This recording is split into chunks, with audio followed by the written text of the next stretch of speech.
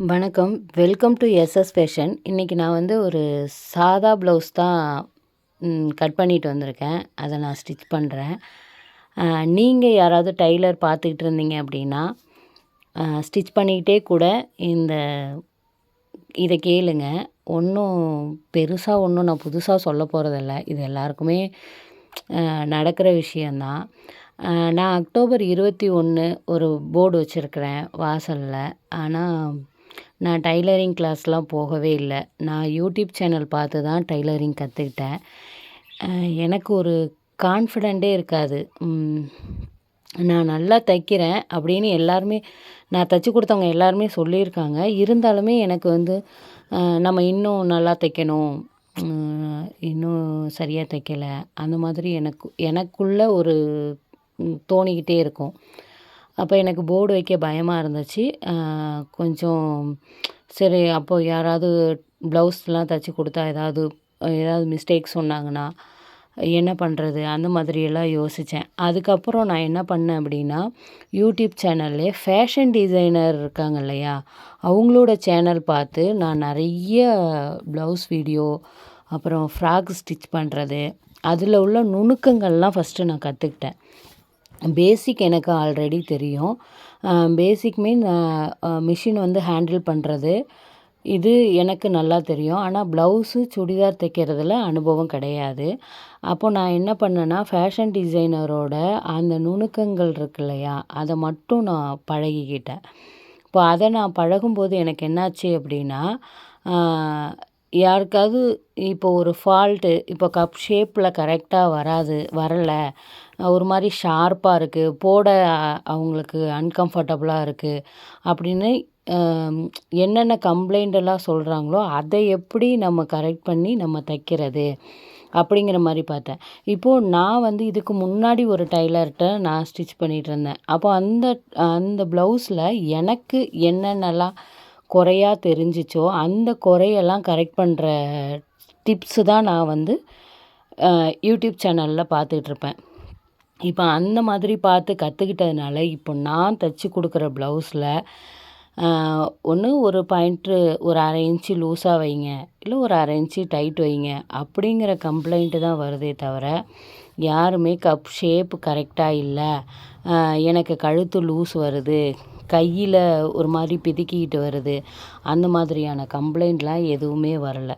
இப்போ நீங்கள் YouTube channel பார்த்து தைச்சி பழகினாலோ, இல்லை நீங்கள் டைலரிங் கிளாஸே போய் தைச்சி பழகினாலும், ஒவ்வொரு டைலருக்கும் ஒவ்வொரு மெத்தட் வச்சுருப்பாங்க. அப்போது நீங்கள் யூடியூப் சேனல் பார்த்து கற்றுக்கும்போது உங்களுக்கு அதில் வேறு மெத்தட் மாதிரி தெரியும். ஆனால் நீங்கள் ட்ரிக்ஸை மட்டும் எடுத்துக்கோங்க. என்னென்ன ட்ரிக்ஸ் பண்ணுறாங்க, என்ன பண்ணுனா அந்த ஷேப் கரெக்டாக வருது, இந்த மாதிரியான விஷயங்கள்லாம் கற்றுக்கிட்டிங்கன்னா கண்டிப்பாக டைலரிங் தொழிலில் சக்ஸஸ் பண்ணலாங்கிறத நான் அனுபவபூர்வமாக நம்புகிறேன். இப்போ வரைக்குமே நான் தைச்சி கொடுக்குற ப்ளவுஸாக இருக்கட்டும், ஃப்ராகாக இருக்கட்டும், அகைன் எனக்கு கொண்டு வந்து கொடுத்துட்டு தான் இருக்கிறாங்க. நம்ம ஒரு டைலரிங் கிளாஸ் கூட போகாமல் நம்ம தச்சிட்ருக்கோமே, நமக்கு எங்கேருந்து வரப்போகுது அப்படிங்கிற ஒரு மைண்ட் தாட் தான் எனக்கு இருந்துச்சு. ஆனால் இப்போது எனக்கு டைமே கிடைக்க மாட்டேங்குது.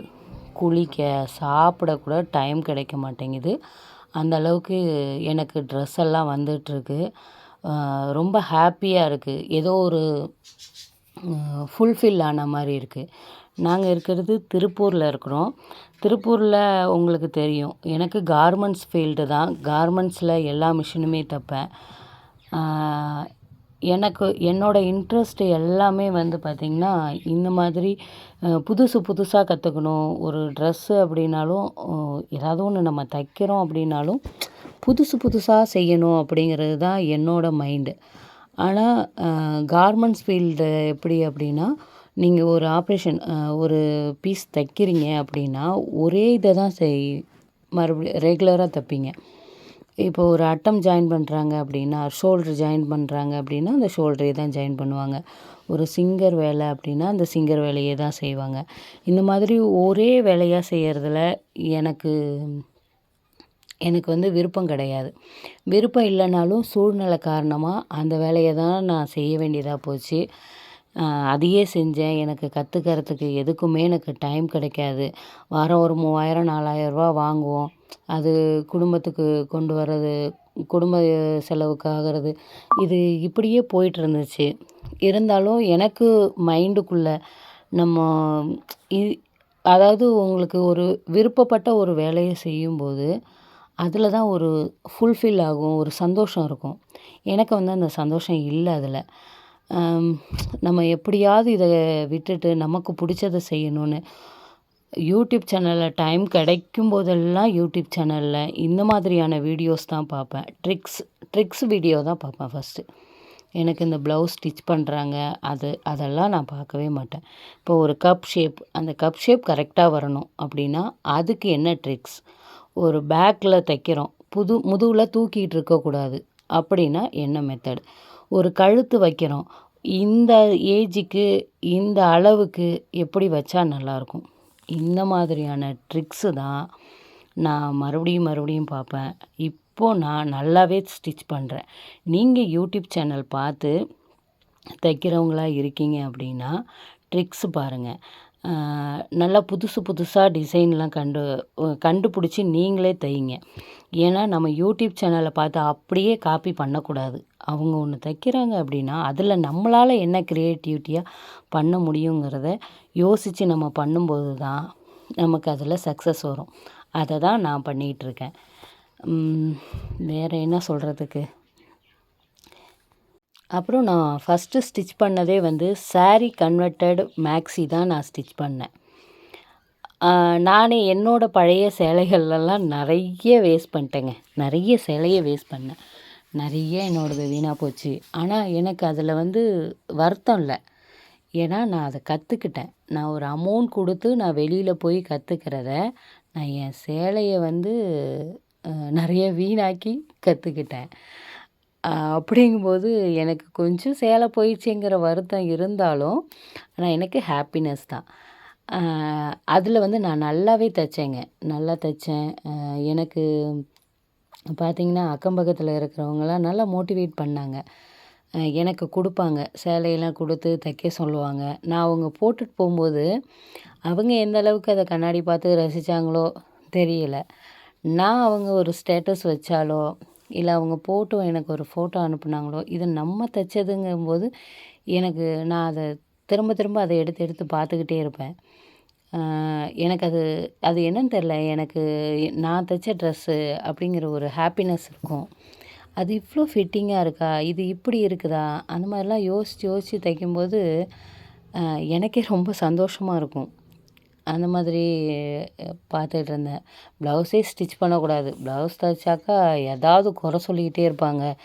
லேடீஸை வந்து திருப்திப்படுத்தவே முடியாது. வேணவே வேணாம்னு நினச்சேன். ஆனால் இப்போ எனக்கு வர்றது ஃபுல்லாகவே ப்ளவுஸ் தான். ஃப்ராக்கு பார்த்திங்கன்னா, எப்போவாவது விசேஷ நாளில் தான் ஃப்ராக் வருது. ஃபுல்லாக ப்ளவுஸ் தான் வருது. அப்போ எது வருதோ அதுக்கு நம்மளை பழக்கப்படுத்திக்கணும்னு நினச்சி நிறைய கற்றுக்கிட்டேன். இப்போ நிறைய ப்ளவுஸு ஸ்டிச் பண்ணிகிட்ருக்கிறேன். சாதா blouse, lining blouse, design blouse எல்லாமே தைக்கிறேன். நான் தைச்ச ப்ளவுஸே எனக்கு அளவு ப்ளவுஸாக கொடுக்குறாங்க. நான் நிறைய வீடியோவில் பார்த்துருக்கேன். நம்ம தைச்ச ப்ளவுஸ் நமக்கு அளவு ப்ளவுஸ் வருதுனாலே நம்ம கரெக்டாக தைக்கிறோங்கிறத வந்து நான் நிறைய வீடியோவில் கேள்விப்பட்டிருக்கேன். அப்போ எனக்கு அது ரொம்ப சந்தோஷமாக இருக்கும். நான் தைச்ச ப்ளவுஸு எனக்கு அளவு ப்ளவுஸாக வருது. அப்போது ஓகே, நம்ம டெய்லர் தான் அப்படிங்கிற ஒரு நம்பிக்கையும் வந்திருக்கு இப்போ தான். அந்த மாதிரி நீங்கள் தைக்கிறீங்க அப்படின்னா, நீங்கள் கமெண்ட்டில் நீங்கள் என்கிட்ட ட்ரிக்ஸு கூட கேளுங்க. நான் உங்களுக்கு வந்து ட்ரிக்ஸு சொல்லித்தரேன். எனக்கு ஒரு ப்ளவுஸை வந்து கம்ப்ளீட்டாக வீடியோ எடுத்து போடுறத விட, நீங்கள் ட்ரிக்ஸு கேட்டிங்கன்னா, இதில் இது ஏன் வருது? அப்படிங்கிற மாதிரி நீங்கள் ஒரு ட்ரிக்ஸு கேட்டிங்கன்னா, நான் உங்களுக்கு ட்ரிக்ஸு சொல்லி தருவேன். என்னால் அது சொல்லி தர முடியும்.